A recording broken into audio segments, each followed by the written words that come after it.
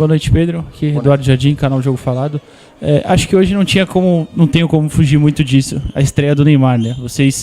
Eu queria saber se a comissão, você, o Pedro Caixinha, combinaram com o próprio Neymar se a intenção era colocar ele já no intervalo. Como você avalia essa estreia dele também? E se vocês já planejam levá-los para os próximos jogos, mesmo nessa sequência de quarta domingo? Obrigado. Sim, assim, o Neymar ele apresentou-se em boas condições físicas desde o início que começou a trabalhar connosco, surpreendeu-nos nesse aspecto. Só que uma coisa é ter condição física de treino, outra coisa é ter condição de jogo, ou seja, faltava-lhe ainda algum ritmo de jogo. E nesse sentido nós optamos por não o colocar de início, protegendo também um pouco o jogador e pensarem, decorrendo do jogo, nas circunstâncias do jogo, poder entrar na segunda parte ou um pouco mais na frente. Como vocês viram, ele teve em excelente plano, ou seja, é inevitável falar na qualidade do Neymar e aquilo que ele representou no campo. Surpreendeu-me pelos níveis físicos que conseguiu apresentar durante toda a segunda parte, então sem dúvida que a estreia dele foi mais que boa na minha opinião. Pena a questão do resultado, não lhe poderemos dar a vitória. Malta, boa noite, Pedro da Vavel Brasil. Na segunda etapa, o Botafogo de Ribeirão cometeu 10 faltas, 5 em cima do Neymar. 50% das faltas foram em cima do seu camisa 10. O quanto que esse excesso de contato em cima de um jogador como o Neymar, que vem de problemas físicos, preocupa a comissão? Obrigado. Não, isso não tem que nos preocupar, não é? É uma circunstância e uma arma que o adversário pode utilizar. É claro que um jogador com a qualidade do Neymar, se não estás muito próximo dele, e se o deixas a rodar sobre ti ou poder encarar-te, é um jogador extremamente perigoso. Então é natural que os adversários tentem que ele pelo menos receba a bola de costas, que não consiga virar e sejam um pouco mais agressivos. Isso são circunstâncias do jogo, isso a gente não consegue controlar, logicamente. Pedro, aqui Vinícius Figo do Baixada Esporte. Hoje o Santos mais uma vez tomou um gol vindo da bola aérea. A gente percebe durante as partidas do Santos que os adversários insistem nessa jogada ofensiva por conta dessa recorrência de erros da defesa do Santos. Como que a comissão técnica tem trabalhado para evitar esse tipo de gol? Porque é algo recorrente nesse Santos Futebol Clube e acaba perdendo pontos preciosos como o de hoje. Os adversários insistem, não é bem o caso, não é? Depende da quantidade de escanteios ou de faltas laterais que a gente concede. Não tiveram assim tantas oportunidades. Infelizmente sofremos, é verdade. É algo que temos que continuar a trabalhar e o foco tem que ser esse. Pedro, aqui é André Galvão, SBT. Claro que para o treinador, para a comissão técnica, a preocupação sempre é o trabalho, é o jogo. O quanto toda a euforia que foi gerada com relação a essa estreia do Neymar, que era absolutamente justificada, todo mundo queria ver o Neymar de volta em campo, o quanto dificultou o trabalho da comissão técnica para focar no jogo para a partida de hoje contra o Botafogo. Não, eu penso que... Vamos lá ver. Os nossos jogadores sabiam perfeitamente a importância deste jogo. Quando se vem de um jogo como o São Paulo e com a exibição que a gente conseguiu fazer, que é os níveis que a gente quer e a ideia que a gente quer implementar aqui no Santos, que é aquilo que o Santos era no passado, a gente quer recuperar isso para o Santos também. Claro que quando jogas contra uma equipa como, não tirando o mérito e não desmenosprezando o adversário logicamente, mas pela situação em que o adversário se encontra, a tendência é haver algum relaxamento nesse sentido. Ou seja, todos nós estávamos focados em que isso poderia acontecer e tentamos que isso não acontecesse. E como viram durante o jogo, a equipa entrou bem e esteve bem nesse sentido. O que se passou foi que encontramos o adversário bem mais fechado e quando um adversário se apresenta desta forma a jogar, é sempre mais difícil de encontrar os espaços. Nós sabíamos onde é que eles estavam, tentamos encontrar e como viram na segunda parte melhoramos bastante nesse sentido com algumas retificações que conseguimos fazer precisamente para explorar esses espaços que eram evidentes.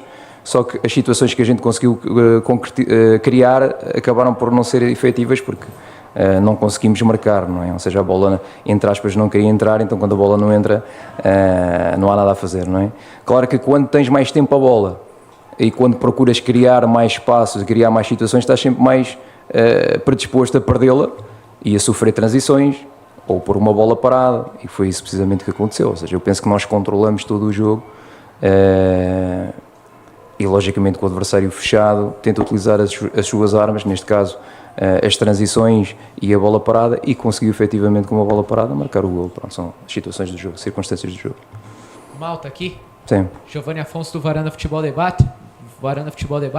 Pedro, o Santos ficou com um jogador a mais na porção final do segundo tempo. E ali tem duas substituições que eu até quero te perguntar o porquê elas aconteceram. Primeiro, a entrada do Gil no lugar do Luan Pérez. Por que não ser um pouco mais ousado, mais ofensivo, colocar um jogador ali, ao invés de um segundo zagueiro, tendo um jogador a mais? E também a saída do Tomás Rincon, que é praticamente o elo ali do meio campo, o jogador mais regular do Peixe dessa temporada. Por que tirá-lo para colocar o Luca e não tirar o Diego Pituca ou tirar algum outro lateral para pressionar lá em cima a equipe do Botafogo? A situação do Rincon foi precisamente por desgaste. Nós entendemos que ele estava extremamente desgastado e por isso foi essa a substituição que a gente procurou fazer, colocando o Luca mais um jogador da área, ou seja, tentamos arriscar tudo na parte final. Sabíamos que o adversário também, em situação de empate, logicamente não poderíamos deixar que o adversário nos surpreendesse com algum tipo de transição.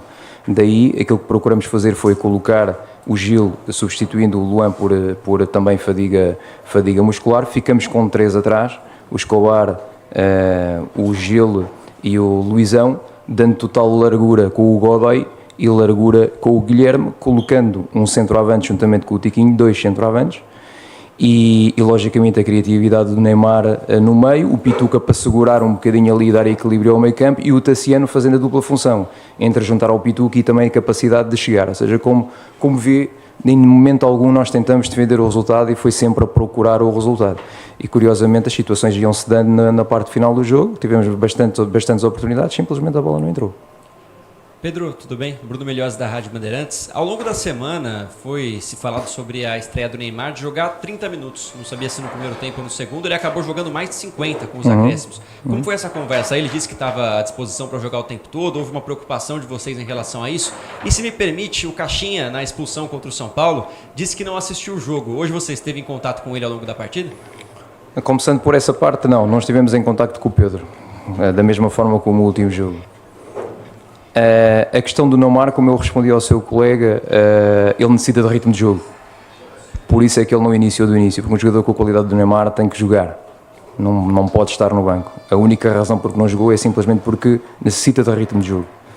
E como viu, poderíamos estar a pensar em colocar o 30 minutos, mas como viu os 45 ou mais minutos que jogou a um altíssimo nível, e ficamos bastante contentes daquilo do resultado que obtivemos, em termos daquilo que é o desempenho físico dele e a qualidade, logicamente, que ele conseguiu meter ao jogo. Então, é isso mesmo. Pedro, à sua esquerda aqui, Rafael Jacobucci, da Rádio Craque Neto. Queria que você falasse da questão tática do Neymar. Se tem o entendimento da comissão técnica do Santos, se o Neymar pode jogar um pouco mais pelo meio, com liberdade, até pela sua qualidade técnica. Se permite uma segunda, se a comissão técnica já pontuou algumas situações de reforços para a diretoria do Santos. Obrigado. Olha assim, vou-lhe responder à primeira. E a primeira, nós tentamos com o Neymar, nós identificamos neste adversário, como viram, nós tentamos jogar com o Pituca e com o Rincon um pouco mais baixo, porque sabíamos que o adversário nos ia pressionar com os 2 médios deles sobre os nossos 2 volantes, digamos assim. O que nós tentamos na segunda parte, e penso que o conseguimos bem, foi colocar o Neymar precisamente no espaço onde ele pode ser mais criativo, nas costas dos médios adversários, juntamente com o Soteldo na meia-direita, para aproveitar esse espaço. E se analisou o jogo, foi precisamente por aí que a gente conseguiu entrar muitas vezes.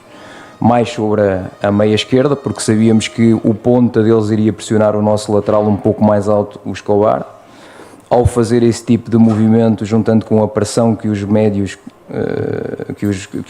adversários iriam fazer no Pituca e no Rincon, o Neymar iria ter a capacidade de flutuar nas costas dessa pressão, tendo o Guilherme a segurar o lateral. Então foi isso que a gente tentou fazer e se reparar no jogo, conseguimos entrar bastantes vezes por aí. E com o Soteldo na meia-direita também para tentar encontrar o espaço. Um jogador como o Neymar joga em qualquer posição, mas nós acreditamos que na meia esquerda, naquele espaço onde ele hoje atuou, que poderá ser onde ele possa ser mais criativo e possa trazer muito mais ao coletivo. De reforços, não vou falar sobre isso. Obrigado. Pedro, aqui do seu lado esquerdo. Pedro Larroque, Energia 97 FM. Pedro, dos últimos 4 jogos, em 3, o Santos enfrentou defesas com linhas de 5. E hoje, em determinado momento do jogo, depois da expulsão, o Botafogo tinha 4 zagueiros de ofício dentro de campo e 2 laterais fechando o lado do campo. Em nenhuma dessas 3 partidas, enfrentando linha de 5, o Santos conseguiu sair com a vitória. Por que o time ainda tem uma certa dificuldade em enfrentar defesas desse tipo? Obrigado. Olha, eu acho que temos que dar um pouco o mérito ao adversário também, não é? Porque nós tentamos de tudo, como eu lhe disse, colocamos 2 centroavantes, colocamos largura no campo para a bola entrar por fora e para ser cruzada, a chegada do Tassiano, bastante volume na área, bastantes situações que criamos, a bola não entrou. Há que também dar um mérito ao adversário nesse aspecto, é o que eu lhe posso dizer. Boa noite, Pedro, aqui à sua esquerda.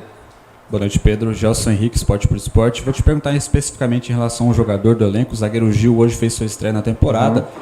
Como a comissão técnica enxerga o jogador como jogador de composição de elenco ou como um eventual jogador que pode assumir a titularidade? Se a comissão técnica enxerga que o Gil tem potencial para ser titular da equipe do Santos. Obrigado.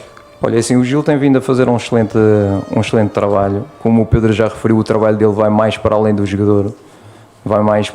Vai dentro também daquilo que é a integração dos jovens, a ligação, o elo de ligação entre a equipa e a equipa técnica. É mais um jogador do plantel, está a trabalhar como todos os outros a um excelente nível, está-se a esforçar para isso. E a oportunidade dele, a chamada dele hoje foi mais do que natural. Portanto, é um jogador mais do plantel, está disponível para qualquer situação. Pedro, boa noite, Bruno Gutierrez do GE. Pedro, gostaria de saber qual é a situação hoje do Gabriel Veron. Foi anunciado pelo clube, deve ser regularizado nos próximos dias. Como ele está fisicamente, se já há a possibilidade de ele ser relacionado para o jogo contra o Novo Horizontino no fim de semana? Sim, o Veron tem estado a fazer um trabalho mais específico em termos de algumas limitações físicas que ele tem e assim que esteja disponível para poder treinar no campo, será mais uma opção viável para poder ser utilizado. Pedro, aqui. Tudo bem? Wagner Frederico. Qual que é a programação do Neymar para o próximo jogo? Já dá para colocar, você falou, né? Jogador do nível do Neymar tem que jogar. Já dá para pensar no Neymar como titular contra o Novo Horizontino?